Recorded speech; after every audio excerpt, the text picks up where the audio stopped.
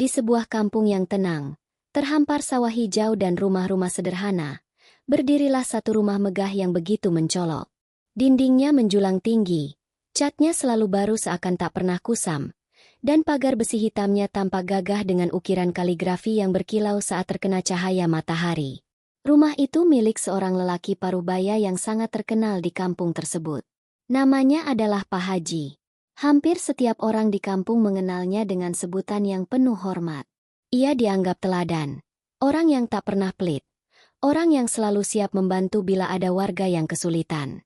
Setiap kali ada pengajian di masjid, ia selalu hadir di syaf paling depan, mengenakan jubah putih bersih dan sorban yang rapi melingkar di kepalanya.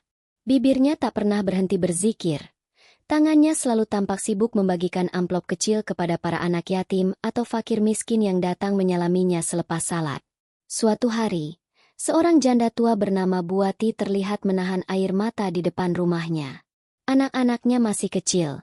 Perut mereka sering kosong karena tak ada yang bisa dimasak. Tiba-tiba, sebuah mobil berhenti di depan rumah. Pak Haji turun, ditemani seorang pembantu yang membawa karung beras dan minyak goreng. "Ini ada sedikit rezeki, Bu," katanya lembut, sambil tersenyum penuh wibawa. Buati pun meneteskan air mata haru, mencium tangan Pak Haji berulang kali, merasa seolah doanya terkabul lewat tangan mulia seorang dermawan. Tak hanya sekali dua kali, hampir setiap pekan hal serupa terjadi. Kadang ia membagikan puluhan paket sembako kepada para warga. Kadang ia menyumbang semen dan pasir untuk memperbaiki musola. Bahkan ketika ada orang sakit dan tak mampu berobat, Pak Haji sering turun tangan memberikan uang tunai, mengantarkan ke rumah sakit, lalu dengan rendah hati berkata, "Jangan sebut nama saya, cukup doakan saja." Namun, entah mengapa, nama itu selalu disebut-sebut juga oleh para warga. Di warung kopi, cerita tentang kebaikan Pak Haji tak pernah habis dibicarakan. "Kalau bukan karena Pak Haji, musola kita itu tidak akan berdiri sebagus sekarang," ujar seorang bapak sambil menyesap kopi pahit. "Betul, betul," sahut yang lain. "Kalau ada warga yang kesusahan, pasti Pak Haji yang pertama kali datang." Ucapan-ucapan itu bergaung ke seluruh kampung, menjadikan sosok Pak Haji seakan-akan manusia tanpa celah. Bahkan anak-anak pun hafal sosoknya. Setiap kali ia lewat, mereka berlari, berebut mencium tangannya. Ia pun tersenyum, mengusap kepala mereka satu persatu. Pemandangan itu menimbulkan rasa bangga di hati para orang tua, seolah kampung mereka diberkahi karena memiliki tetangga yang saleh dan penuh kasih.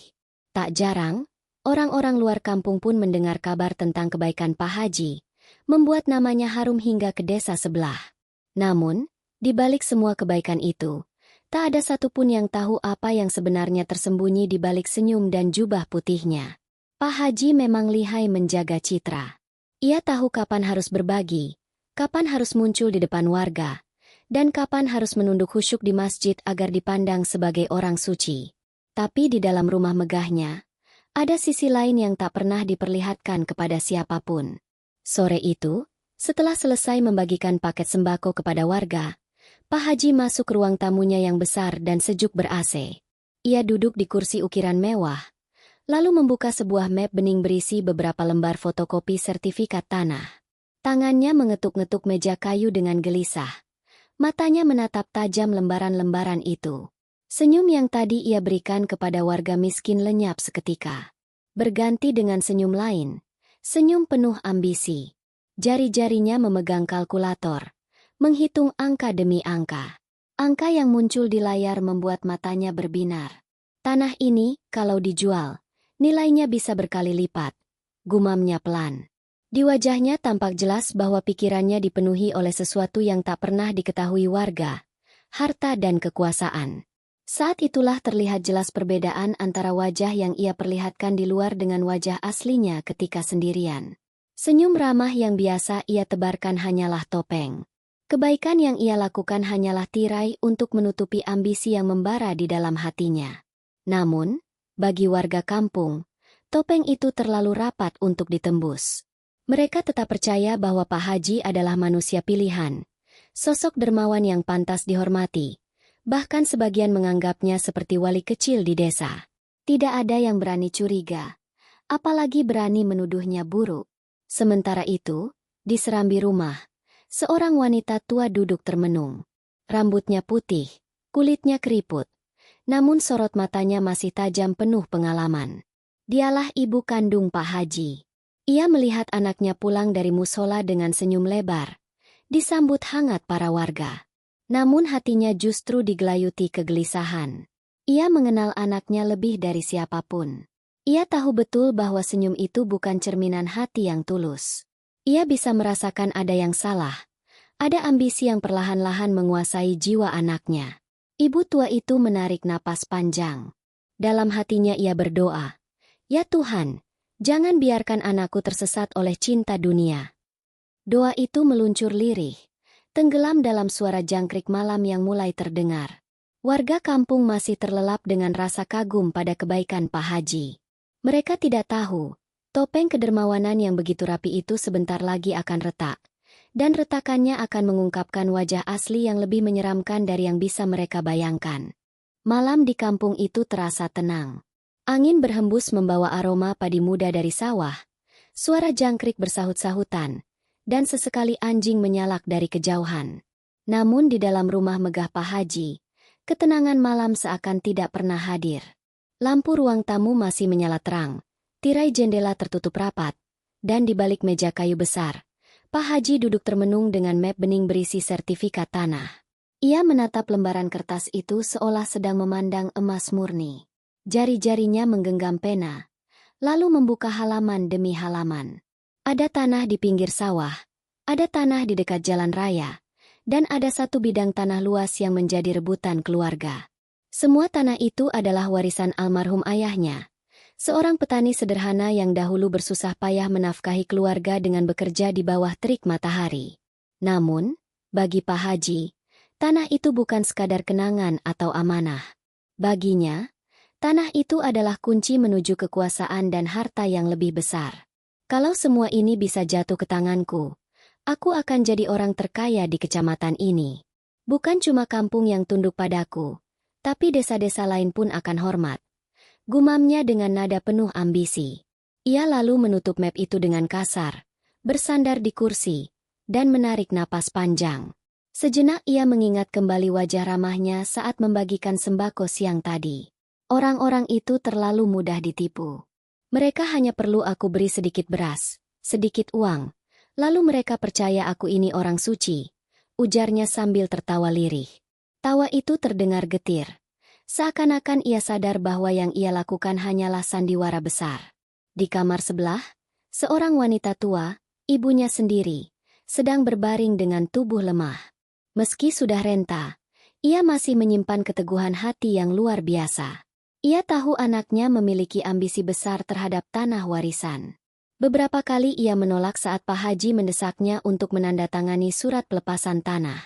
"Nak, tanah ini bukan milikmu seorang. Ini milik seluruh keturunan ayahmu. Jangan serakah. Ingat, harta dunia tidak akan kau bawa ke kubur," kata ibunya suatu hari dengan suara gemetar namun tegas. Namun nasihat itu justru membuat Pak Haji marah. "Bu, jangan halangi aku. Aku sudah capek membangun nama baik di kampung ini. Orang hormat padaku. Mereka percaya aku dermawan. Kau hanya perlu menandatangani kertas ini, dan semuanya akan selesai." Bentaknya kala itu, membuat ibunya menunduk dengan air mata mengalir. Beberapa kali, ibunya mencoba melembutkan hati anaknya dengan doa. Ia berzikir di malam hari, berharap Allah membuka pintu hati anaknya. Tapi semakin hari, ambisi Pak Haji semakin membesar. Setiap kali ia memandang sertifikat tanah, matanya berbinar penuh keserakahan. Ia mulai berpikir bagaimana cara memaksa ibunya agar mau menuruti kehendaknya. Tak hanya itu, diam-diam Pak Haji juga mulai mengatur strategi dengan seorang notaris yang dikenal licik. Dalam pesan singkat di ponselnya, ia sering berbicara tentang penyelarasan dokumen dan jalan pintas agar proses lebih cepat. Kata-kata itu terdengar formal, tapi maksudnya jelas. Ia ingin merebut tanah itu meski dengan cara curang. Malam itu, ia kembali menatap map bening di meja. Ia membayangkan deretan rumah toko yang bisa ia bangun di atas tanah warisan. Ia membayangkan uang sewa yang mengalir setiap bulan, mobil baru, bahkan mungkin bisnis baru yang membuatnya semakin dihormati. Dengan ini semua, aku bisa hidup sebagai raja kecil. Tidak ada yang bisa melawan aku, bisiknya. Senyumnya melengkung licik. Sementara itu, ibunya di kamar berdoa dengan suara lirih. Tangannya yang kurus terangkat ke langit. Matanya basah, bibirnya bergetar. Ya Allah, jangan biarkan anakku buta oleh dunia. Jangan biarkan ia durhaka kepadaku, ibunya sendiri. Selamatkan dia sebelum terlambat. Doa itu melayang di udara. Namun di ruang tamu, suara ketukan jari Pak Haji di atas meja terdengar seperti detak jam yang semakin cepat.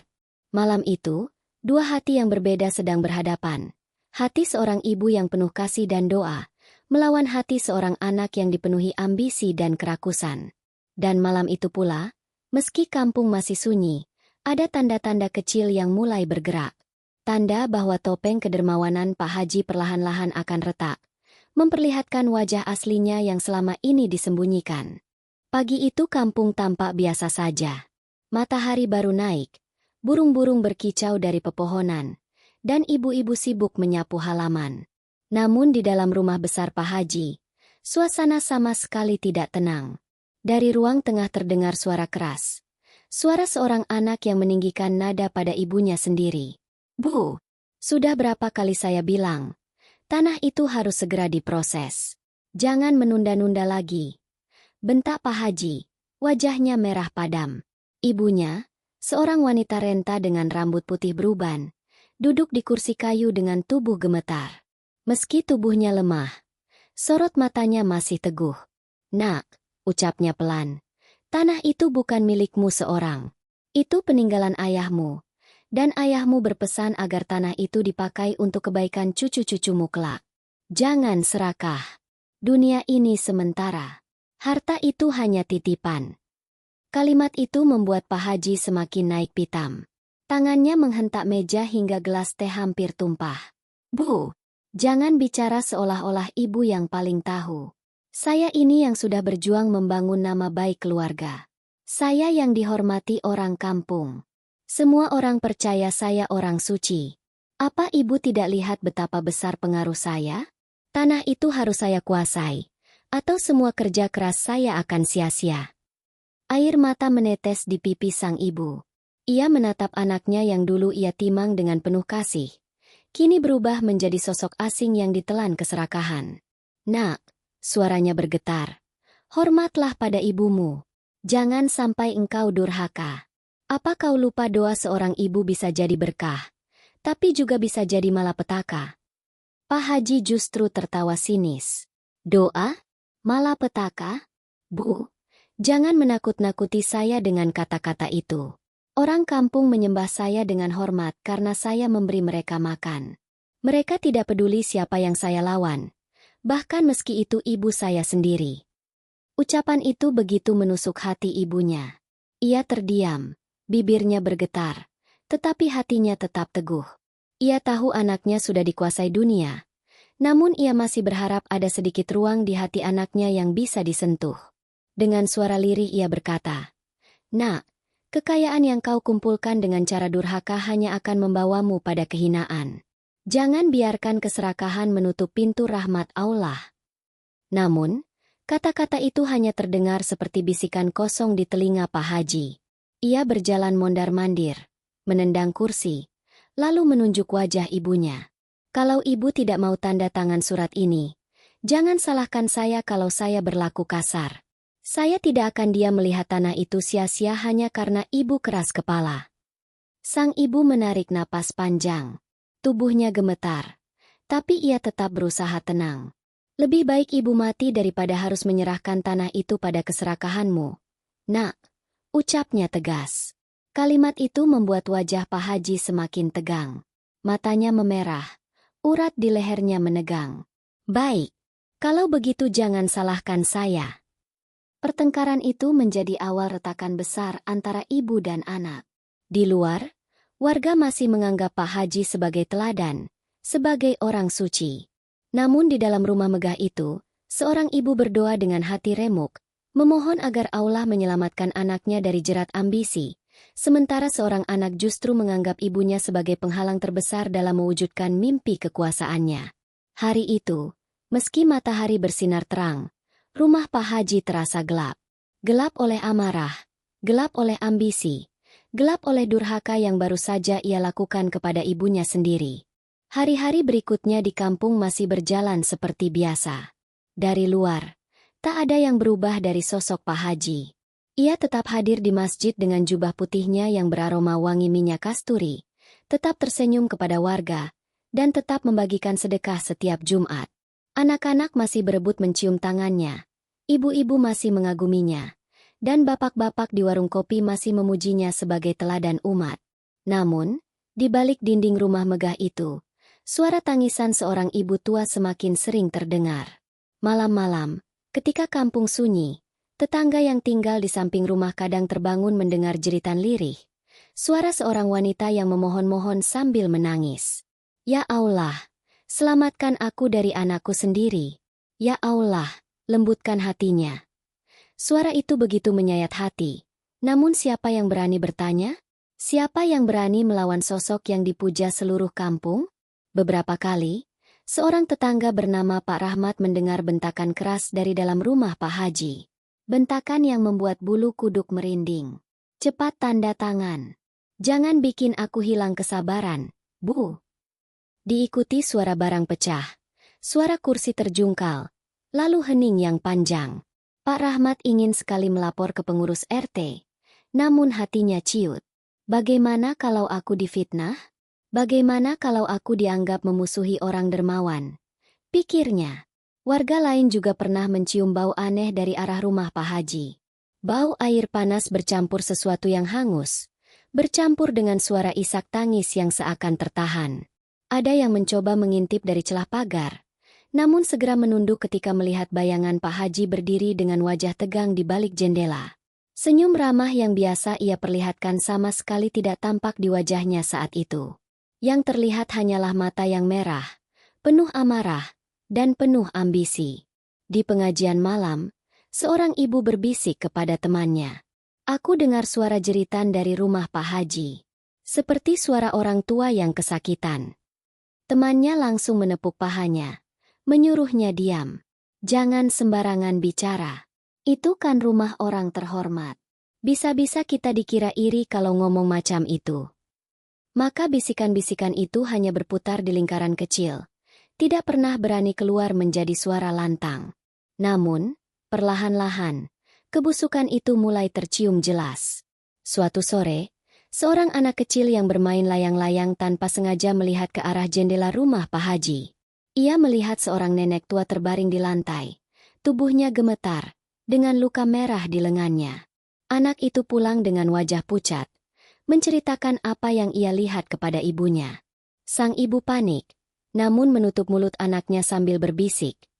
Jangan cerita ke siapa-siapa. Kita bisa celaka kalau ngomong begitu. Meski begitu, cerita itu tetap menyebar diam-diam. Dari mulut ke mulut, dari telinga ke telinga, hingga akhirnya banyak warga mulai bertanya-tanya dalam hati. Apakah benar Pak Haji yang mereka kagumi tega menyakiti ibunya sendiri? Apakah mungkin wajah ramah itu hanyalah topeng belaka? Sementara itu, di rumahnya, Pak Haji semakin keras menekan ibunya. Malam demi malam ia terus memaksa sang ibu menandatangani surat tanah. Ketika ibunya menolak, ia mengurung wanita renta itu di kamar, membiarkan pintu terkunci dari luar. Sesekali ia membawa makanan, tapi lebih sering membiarkan ibunya kelaparan.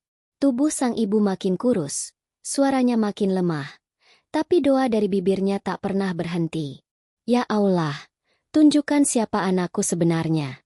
Jangan biarkan orang-orang terus tertipu oleh topeng kebaikannya. Ucap ibunya dengan suara serak. Doa itu perlahan mulai terkabul. Tanpa disadari, topeng kebaikan yang dipakai Pak Haji mulai retak. Retaknya tidak besar, hanya kecil, tapi cukup membuat orang-orang mulai melihat bahwa ada sesuatu yang gelap di balik jubah putih dan senyum ramahnya. Dan seperti api kecil di tengah ilalang kering, retakan itu sebentar lagi akan berubah menjadi kobaran besar. Kebusukan yang selama ini ia sembunyikan rapat-rapat akan terbongkar di depan mata warga, dan tidak ada lagi cara untuk menutupinya. Malam itu langit tampak muram. Awan hitam menggantung berat. Angin bertiup kencang, seolah alam ikut merasakan sesuatu yang akan terjadi. Di rumah megah itu, suasana jauh lebih mencekam daripada langit di luar. Lampu dapur menyala terang, dan suara panci besar yang mendidih memenuhi ruangan. Uap panas mengepul, menyebarkan aroma logam bercampur air yang menggelegak. Di pojok ruangan, seorang wanita tua tergeletak di kursi kayu. Tubuhnya kurus, kulitnya pucat, matanya berkaca-kaca. Ia adalah ibu Pak Haji, yang malam itu kembali dipaksa untuk menandatangani surat tanah. Tangannya yang lemah bergetar, menolak pena yang disodorkan ke arahnya. "Nak, berhentilah. Jangan teruskan niat jahatmu. Dunia ini tidak akan kau bawa mati." Suaranya lirih, namun tetap tegas. Pak Haji berdiri di depannya. Wajahnya merah karena amarah. Nafasnya memburu. Matanya melotot penuh kebencian. "Ibu, sudah berapa kali saya bilang? Tanda tangani surat ini. Kalau tidak, saya akan buat ibu menyesal." Suaranya bergema, memenuhi ruang dapur. Sang ibu menunduk, menahan air mata. Ia tahu anaknya sudah dikuasai setan. Dengan suara terbata ia menjawab, "Lebih baik aku mati daripada harus menyerahkan tanah itu pada keserakahanmu, Nak." Kata-kata itu membuat Pak Haji seperti kehilangan akal. Tangan kasarnya meraih panci berisi air mendidih.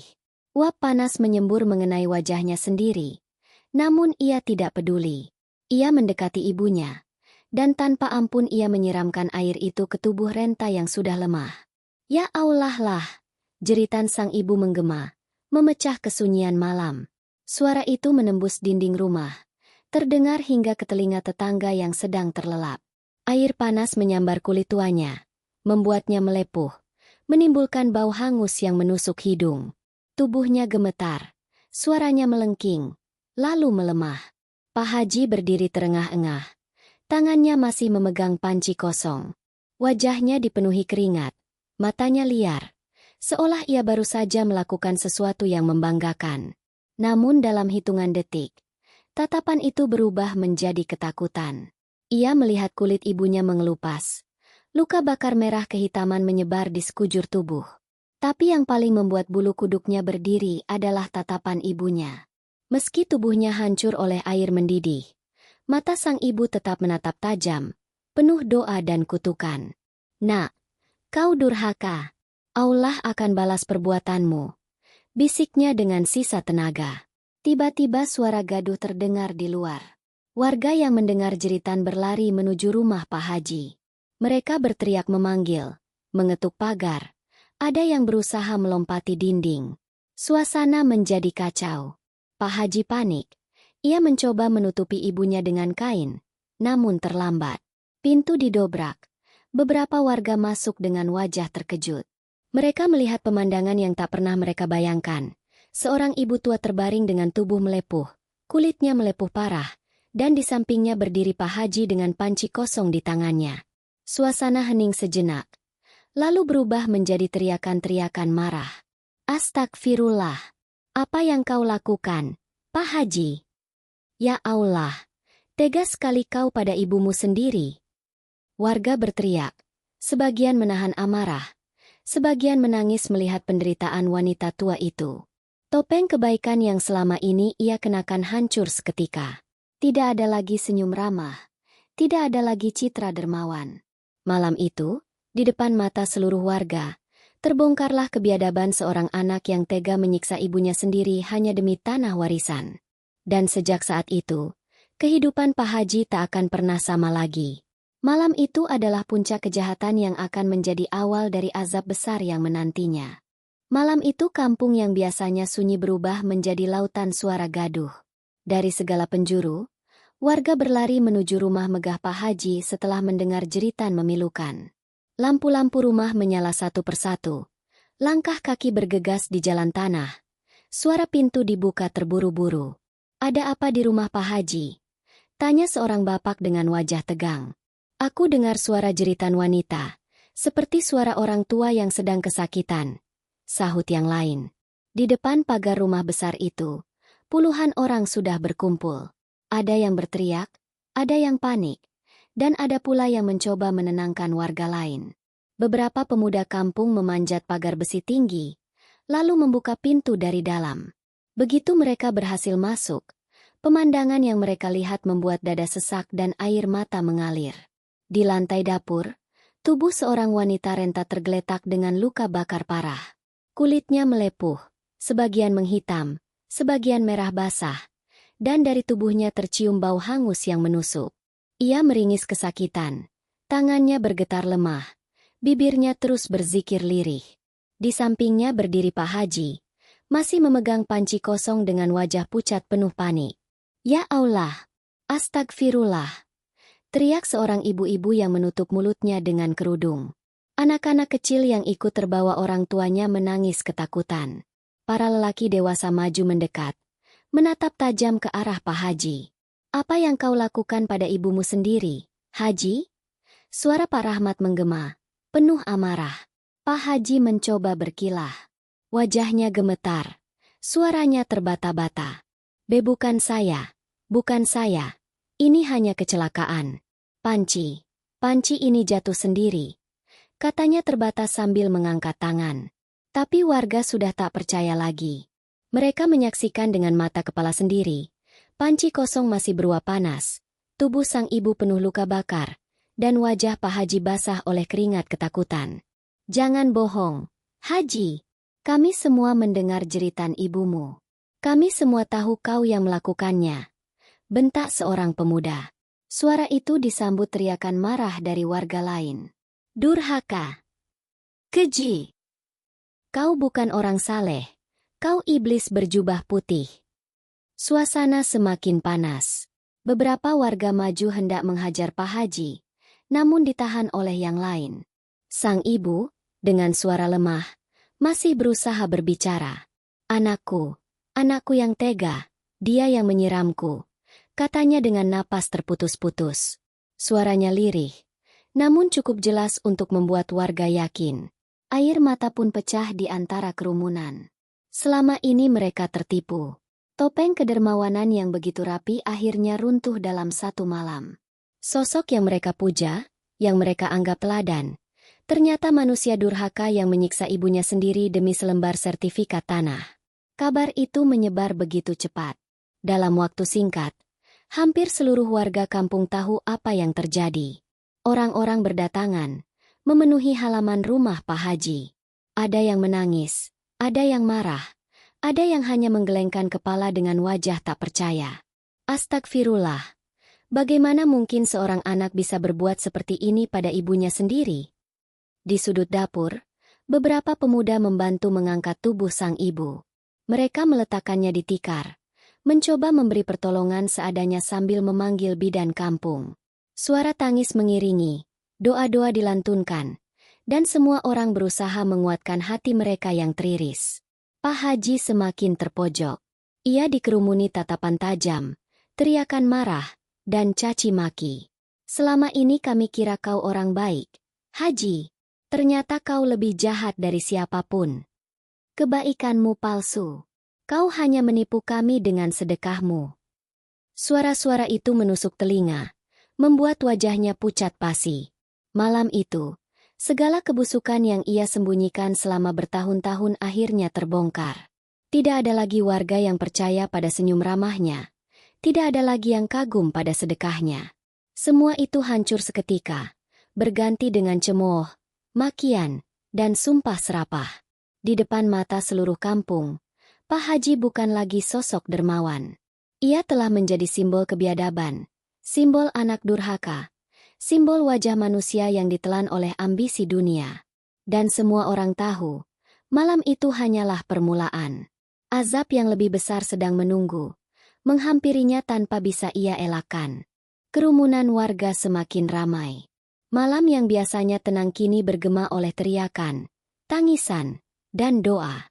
Di lantai, sang ibu masih terbaring dengan tubuh melepuh, dikelilingi para ibu yang berusaha mengusapnya dengan kain basah. Tangannya gemetar, Bibirnya terus menyebut asma Allah meski suaranya hampir tak terdengar. Sementara itu, Pak Haji berdiri terpojok di sudut dapur. Wajahnya pucat. Matanya liar mencari celah untuk melarikan diri. Namun tatapan warga yang marah membuatnya terkepung. "Jangan biarkan dia pergi," teriak seorang pemuda. "Dia harus bertanggung jawab atas perbuatannya pada ibunya sendiri." Pak Haji menelan ludah, mencoba berbicara. Saya hilaf. Saya tidak sengaja. Maafkan saya." Suaranya gemetar, seperti anak kecil yang ketakutan.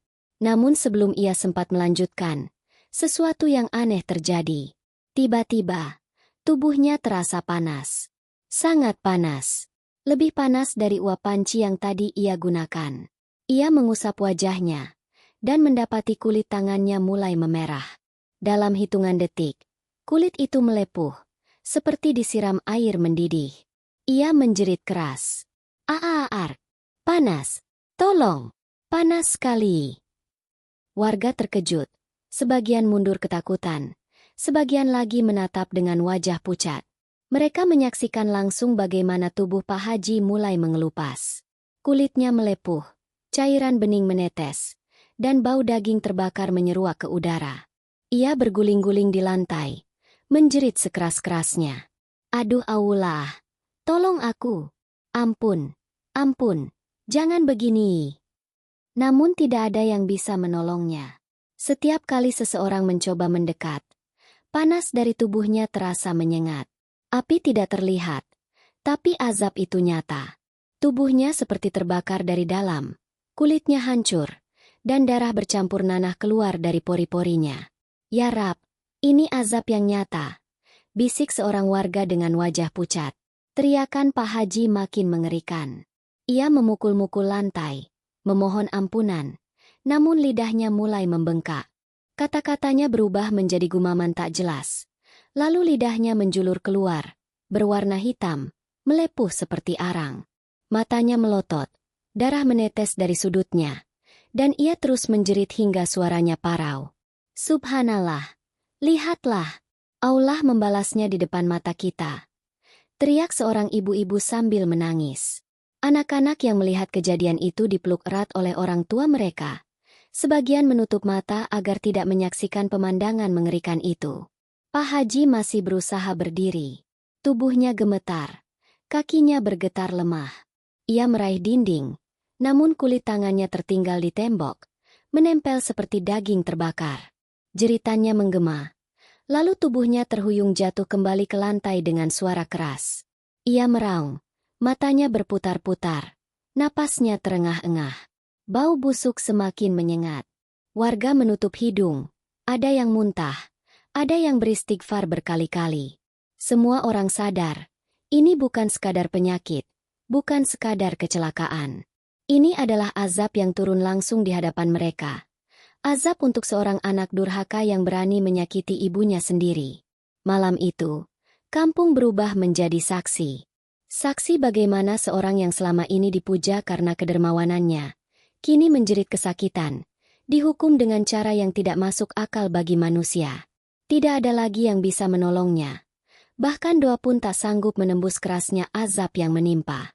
Dan di antara jeritan itu, sang ibu yang terbakar masih sempat mengangkat tangannya lemah. Dengan suara lirih ia berkata, "Aku serahkan dia pada MU. Ya Allah, balaslah perbuatannya." Kata-kata itu menjadi saksi, dan jeritan Pak Haji semakin keras, semakin panjang, hingga membuat malam terasa mencekam. Malam penuh jeritan itu akhirnya mereda. Tubuh Pak Haji tergeletak di lantai dapur rumah megahnya. Kulitnya hancur melepuh, sebagian hitam gosong, sebagian basah oleh nanah dan darah. Bau busuk menyengat keluar dari dalam rumah, membuat warga yang berkerumun di halaman menutup hidung dengan kain. Teriakan yang tadi memekakan telinga kini berganti dengan suara isak tangis warga, doa-doa istighfar, dan bisik-bisik ketakutan. Pak Haji telah berhenti meronta. Matanya masih terbuka lebar, membeku dengan sorot ngeri, seakan ia masih melihat sesuatu yang tidak dilihat orang lain. Lidahnya terjulur, hitam pekat, membuktikan betapa dahsyat penderitaan yang barusan ia alami. Tidak ada satupun warga yang berani mendekat. Hanya beberapa pemuda yang dengan hati-hati menutup tubuhnya dengan kain seadanya. Keesokan paginya, kabar tentang kematian Pak Haji menyebar ke seluruh kampung dan desa sekitarnya. Orang-orang berdatangan, bukan untuk memberi penghormatan terakhir, melainkan karena penasaran. Bagaimana mungkin seorang yang selama ini dikenal dermawan meninggal dengan cara yang begitu mengerikan? Jenazah Pak Haji pun akhirnya dimandikan. Namun ketika air menyentuh tubuhnya, kulitnya terkelupas, menempel di tangan orang-orang yang memandikannya. Bau busuk semakin menyebar, membuat beberapa orang muntah dan mundur ketakutan. Astagfirullah, jasadnya sudah seperti bangkai padahal baru saja meninggal, bisik salah seorang yang menyaksikan. Setelah dimandikan dengan susah payah, jenazah dibungkus kain kafan. Warga membawanya ke masjid untuk disalatkan. Anehnya, meski imam sudah mengumandangkan takbir, jamaah di belakang tidak tenang. Hati mereka terasa berat. Ada yang tidak mampu melanjutkan doa. Ada yang gemetar hingga meneteskan air mata. Seolah-olah bumi dan langit pun enggan menerima doa untuk jenazah itu. Setelah salat jenazah selesai, rombongan menuju pemakaman. Liang lahat sudah digali, tanahnya gembur, siap menerima tubuh Pak Haji. Namun saat jenazah dimasukkan, hal aneh terjadi. Tiba-tiba liang lahat itu menolak. Jenazah terguncang, kain kafan terbuka sedikit, dan tubuh gosong itu terhempas keluar. Warga terkejut, sebagian berteriak histeris. Astagfirullah, tanah menolaknya. Para penggali kubur mencoba lagi. Mereka memasukkan jenazah dengan lebih hati-hati. Namun tanah kembali berguncang, seolah ada tenaga gaib yang mendorong tubuh itu keluar. Untuk ketiga kalinya, jenazah dilempar keluar liang lahat. Kali ini lebih keras, hingga menabrak batu nisan di dekatnya. Kain kafan robek, memperlihatkan tubuh yang sudah membusuk, dikerubungi belatung meski baru meninggal semalam. Warga menjerit. Ada yang menutup wajah, ada yang lari menjauh, ada yang langsung sujud menangis. Ya Allah, inilah balasan bagi anak durhaka. Suara seorang ustadz bergetar, matanya basah oleh air mata. Akhirnya, setelah berkali-kali ditolak tanah, jenazah Pak Haji tidak bisa dimakamkan. Warga kebingungan. Tidak ada yang berani menyentuh lagi. Tidak ada yang sanggup mendekat. Bau busuk makin menyengat, menembus kain kafan, menyebar ke seluruh area pemakaman. Hari itu, keputusan diambil. Jenazah dibiarkan di atas tanah, jauh dari liang lahat. Ditempatkan di pinggir pemakaman tanpa nisan, tanpa doa, tanpa penghormatan. Warga pulang dengan hati berguncang. Mereka sadar, inilah azab nyata dari Allah untuk seorang anak durhaka yang tega menyiksa ibunya sendiri demi selembar tanah warisan. Sejak hari itu, rumah megah Pak Haji kosong. Pintu pagar berkarat, jendela berdebu, dan halaman dipenuhi rumput liar. Orang-orang yang lewat selalu menunduk, mengingat kejadian malam itu. Tidak ada lagi cerita tentang kebaikan Pak Haji, yang ada hanyalah kisah tragis seorang anak yang kehilangan akal karena dunia, lalu berakhir ditolak bumi, ditolak langit, dan dikenang sebagai aib sepanjang masa.